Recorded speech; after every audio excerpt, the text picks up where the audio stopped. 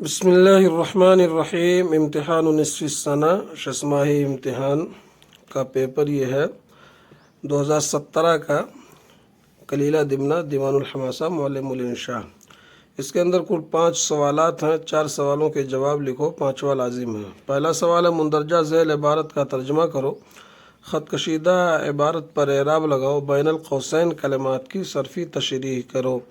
عبارت ہے ما شان الاسد مقیما مکانہ لا یبرح ولا ینشط، قال له کلیلة ما شأنك انت والمسألة عن هذا، نحن على باب مالکنا آخذین بما احب وتارکین ما یکرہ، ولسنا من اہل المرتبة التي يتناول اہلها کلام الملوک والنظر في امورهم۔ یہ عبارت ہے تو اس میں جو پہلا پوچھا گیا کہ مندرجہ ذیل عبارت کا ترجمہ کرو،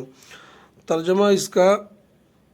دمنہ جو ہے کلیلہ سے پوچھ رہا ہے ما شان الاسد، شیر کا کیا معاملہ ہے، مقیما مکانہ، وہ اپنی جگہ پر ٹھہرا ہوا ہے، لا یبرح ولا ینشط، نہ تو وہ ہٹتا ہے اور نہ ہی وہ حرکت کرتا ہے۔ یہ دمنہ نے کلیلہ سے پوچھا، کلیلہ نے جواب دیا قال له کلیلۃ، کلیلہ نے اس سے کہا ما شأنک، تمہارا کیا معاملہ ہے، ما شأنک انت، تمہارا کیا مقصد ہے، تمہارا کیا معاملہ ہے،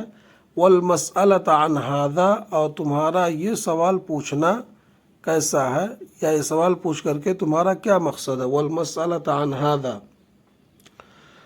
نحن علی باب ملکنا، ہم لوگ اپنے بادشاہ کے دروازے پر ہیں،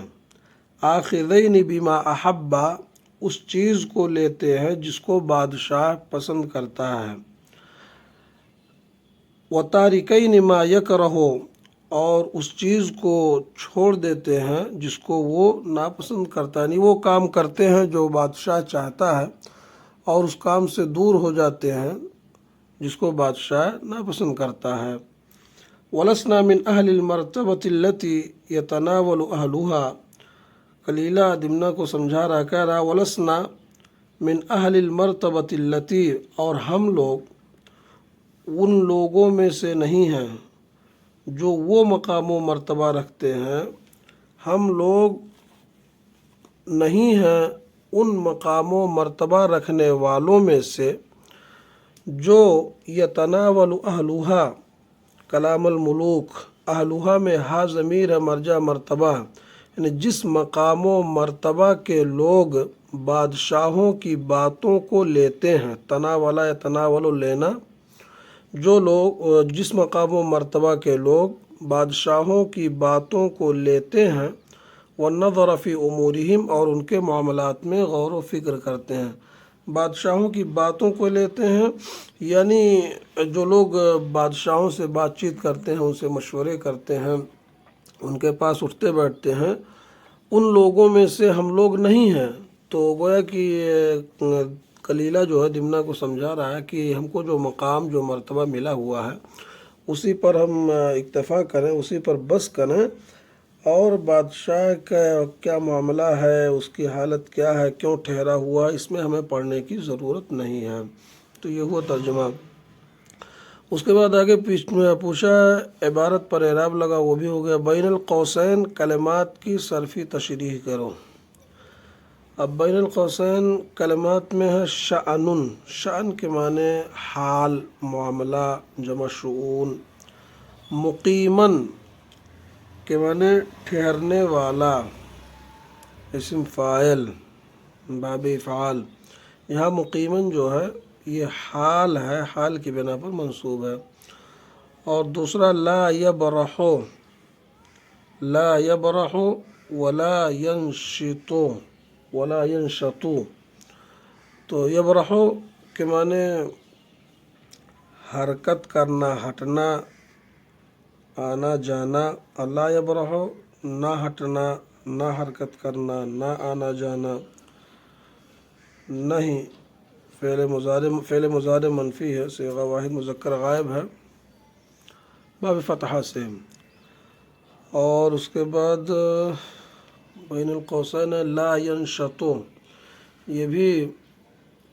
مضارع منفی ہے، صیغہ واحد مذکر غائب ہے، حرکت نہ کرنا، باب سمیہ سے، نشطا ینشطو۔ اس کے بعد بین القوسین آخذین، یہ تثنیہ ہے، آخذین، آخذین تثنیہ ہے، نحن آخذین،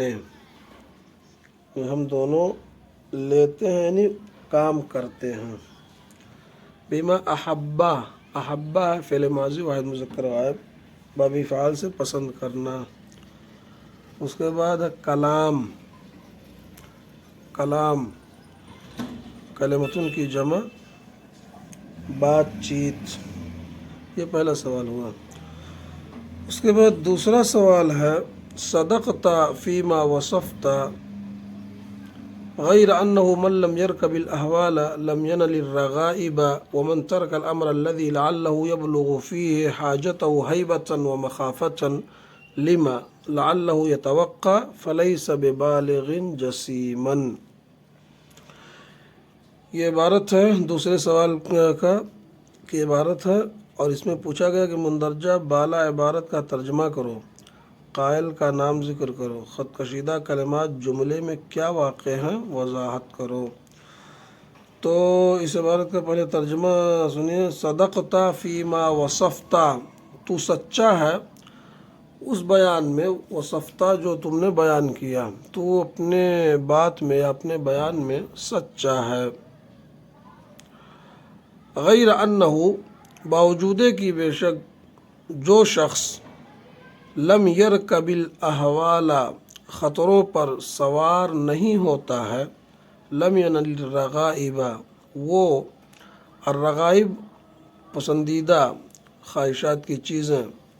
لم ینل الرغائب وہ پسندیدہ چیزوں کو نہیں پاتا ہے۔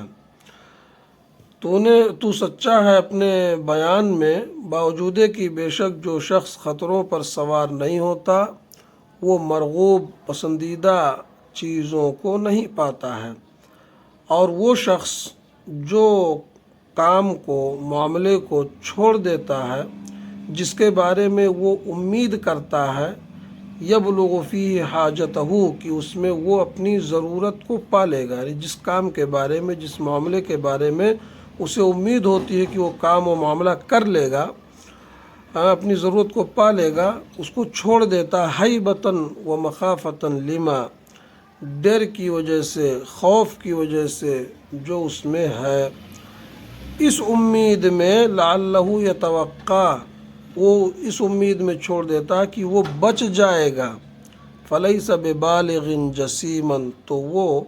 مکمل طور پر بچنے والا نہیں ہے۔ یعنی خطروں کے ڈر سے اگر آدمی چھوڑ دے، کام کرنا چھوڑ دے، تو اور یہ امید کرے کہ وہ حادثات سے مصائب سے بچ جائے گا، تو ایسا ممکن نہیں ہے۔ فلعلہ یتوقع فلیس ببالغ جسیما کا مفہوم ہے کہ وہ مکمل طور پر بچنے والا نہیں ہے۔ یہ ترجمہ ہو گیا۔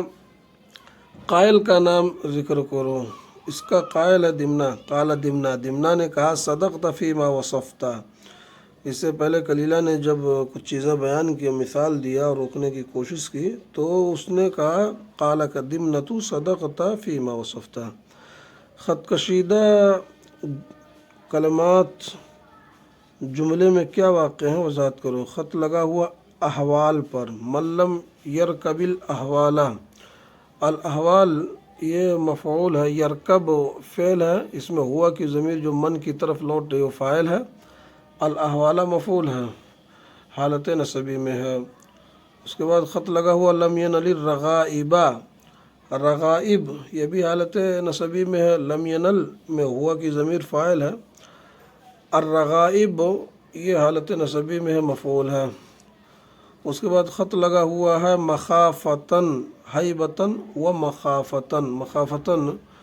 یہ بھی حالت نصبی میں ہے، مفعول لہو ہے۔ تو یہ دوسرا سوال ہوا۔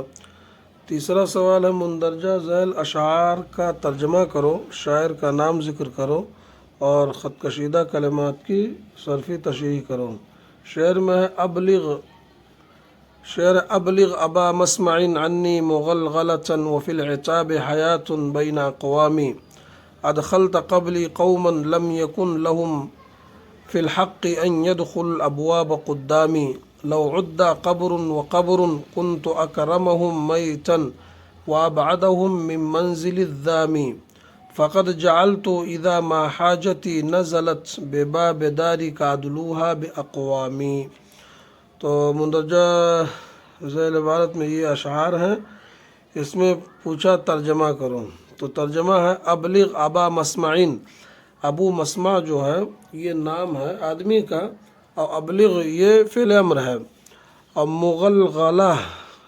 کہتے ہیں رسالہ کو، خط کو، جو ایک شہر سے دوسرے شہر کی طرف منتقل ہو۔ تو شاعر کہتا ابلغ ابا مسمعین، تو ابو مسمع کو میری طرف سے پیغام خط پہنچا دے، یا ایک شہر سے دوسرے شہر تک منتقل ہونے والا رسالہ پہنچا دے۔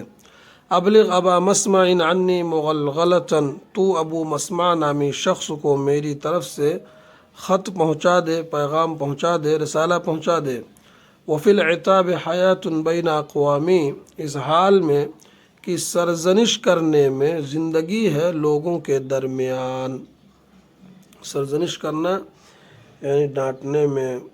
متنبہ کرنے میں، کسی چیز کسی چیز میں آدمی ملوث ہے، اس کو اس پر متنبہ کرنے سے زندگی ہے۔ وفی العتاب حیات بین اقوامی، سرزنش کرنے میں زندگی ہے لوگوں کے درمیان۔ اس کے بعد آگے کہتا ادخلت قبلی قوما، شاعر کہتا کہ تو نے مجھ سے پہلے ایسی قوم کو داخل کر لیا، لم یکن لہن فی الحق، جن کا لم یکن نہیں تھا جن کے لیے حق، جو حق نہیں رکھتے تھے، ان يدخل الابواب قدامی، یہ کہ وہ لوگ دروازے میں مجھ سے پہلے داخل ہوتے۔ شاعر نے جو ہے اس میں مخاطب کیا ابو مسمع نامی شخص کو، جس نے گویا کہ شاعر کو بلایا تھا اپنے گھر پر، اور اس کی قوم کے کچھ لوگوں کو بلایا تھا۔ تو شاعر سے پہلے قوم کے لوگوں کو اپنے پاس بلا لیا، گھر میں داخل کر لیا، تو اسی پر گویا کہ ناراض ہو کر کے شاعر کہہ رہا ادخلت قبلی قومن، تو نے مجھ سے پہلے ایسے لوگوں کو داخل کر لیا، لم یکن لہم فی الحق، جو جن کا کوئی حق نہیں تھا، جو حق نہیں رکھتے تھے، ان يدخل الابواب قدامی، یہ کہ وہ لوگ دروازوں میں داخل ہوتے مجھ سے پہلے۔ اس کے بعد اپنی فضیلت اپنا بڑکپن بیان کر رہا، لو عد قبر و قبر، کہہ رہا کہ اگر ایک ایک قبر شمار کر لی جائے، گن لی جائے، عدہ مجہول ہے، گنا جانا، شمار کیا جانا، لو عد قبر و قبر، اگر ایک ایک قبر گن لی جائے، شمار کر لی جائے، کنت اکرمہم میتن، تو میں ان میں سب سے زیادہ باعزت رہوں گا مردوں کے اعتبار سے، یعنی جو لوگ مر گئے ہیں۔ شاعر کہتا ہے کہ اگر میں مر جاؤں اور دفن کر دیا جاؤں اور قبر گنا جائے کہ فلاں کی قبر یا فلاں کی قبر، تو مرنے کے بعد بھی میں ان لوگوں سے زیادہ باعزت رہوں گا، لوگ مجھے باعزت کہیں گے جو لوگ مجھ سے پہلے تمہارے پاس داخل ہوئے ہیں۔ لو عد قبر و قبر کنت اکرمہم میتن، اگر ایک ایک قبر گن لی جائے، شمار کر لی جائے، تو میں ان میں سب سے زیادہ باعزت رہوں گا مردوں کے اعتبار سے، وابعدہم من منزل الذام، اور ان میں سب سے زیادہ دور رہوں گا مذمت کی جگہوں سے۔ فقد جعلت اذا ما حاجتی نزلت بباب دارک، تو تحقیق کی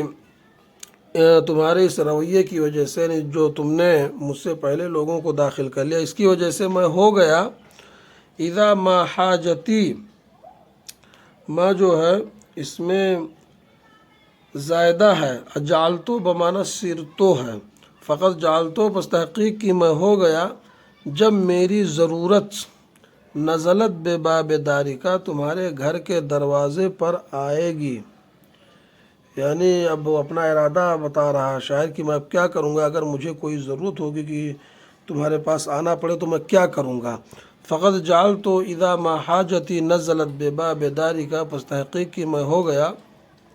جب میری ضرورت تمہارے گھر کے دروازے پر آئے گی ادلوہا باقوامی، تو میں اس ضرورت کو پہنچاؤں گا دوسرے لوگوں کے ذریعے۔ یعنی اس میں گویا کہ شاعر اپنی ناراضگی کو ظاہر کر رہا ہے کہ میں اگر مجھے کبھی ضرورت بھی پڑ گئی تمہارے پاس آنے کی تو میں بذات خود نہیں آؤں گا،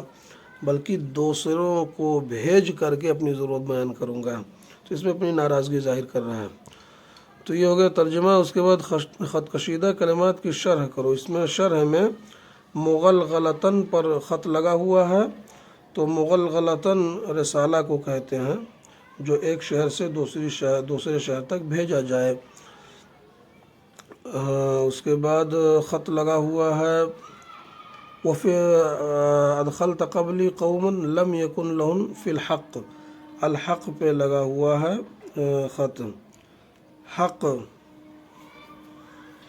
لم یکن لہم فی الحق، یعنی حق یہ باطل کی ضد ہے، نقیض الباطل، باطل کی ضد ہے حق، حق رکھنا، مستحق ہونا۔ اس کے بعد خط لگا قدامی، قدام کے معنی پہلے، قدامی مجھ سے پہلے۔ اس کے بعد خط لگا ہوا ہے ادلوہا منزل الذام، ذام کے معنی مذمت، عیب، اور منزل الذام مذمت اور عیب کی جگہ، الذام مصدر باب ضربہ کا۔ اس کے بعد خط لگا ہوا ادلوہا، ادلو یہ فعل مضارع واحد متکلم، ادلا ادلوہا فعل مضارع ہے واحد متکلم کا صیغہ ہے۔ ادلو کہتے ہیں کنویں میں رسی کو ڈالنا، ڈول کو ڈالنا، لیکن یہ اس کا مفہوم ہے ضرورت پیش کرنا، عرض الحاجہ، ضرورت پیش کرنا، ادلو واحد متکلم فعل مضارع قابل نصرہ۔ اس کے بعد چوتھا سوال ہے تقیم الرجال الاغنیاء بارضهم وترمی النوى بالمقترین المرامیا فاکرم اخاک الدہر ما دمتما معا کفا بالممات فرقة وتنائیا اذا زرت ارضا بعد طول اجتنابها فقدت صدیقی والبلاد کما ہی۔ مندرجہ بالا اشعار پر اعراب لگاؤ، ترجمہ کرو، خط کشیدہ کلمات کی شرح کرو۔ یہ سوال سن 2014 کے پیپر میں ہے، وہ حل کیا جا چکا، وہاں رجوع کر سکتے ہیں۔ اس کے بعد انشاء ہے، عربی میں ترجمہ کرو۔ گرمی کا زمانہ تھا، سخت گرمی پڑ رہی تھی، دوپہر کو ہم گاڑی سے اترے، موٹر ڈرائیور اور تانگا والے ہڑتال کیے گھروں میں بیٹھے تھے۔ اس کی عربی بنانا ہے۔ گرمی کا زمانہ تھا، کان ایام الصیف، سخت گرمی پڑ رہی تھی، وکان الحر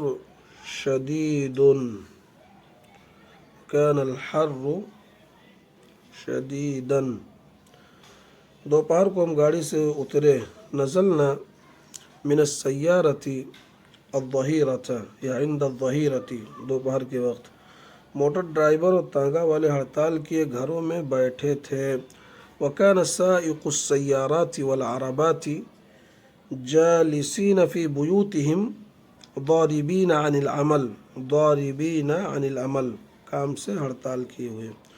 سوچا کہ دوپہر اسٹیشن پر ہی ویٹنگ روم میں گزار دیں۔ تفکرت ان اقضی الظہر فی المنظر علی المحطۃ، مگر جمعہ کا دن تھا، ولیکن کان یوم الجمعۃ، جمعہ کا دن تھا اور اب ہم مسافر نہ رہے، ولم اکن مسافرا،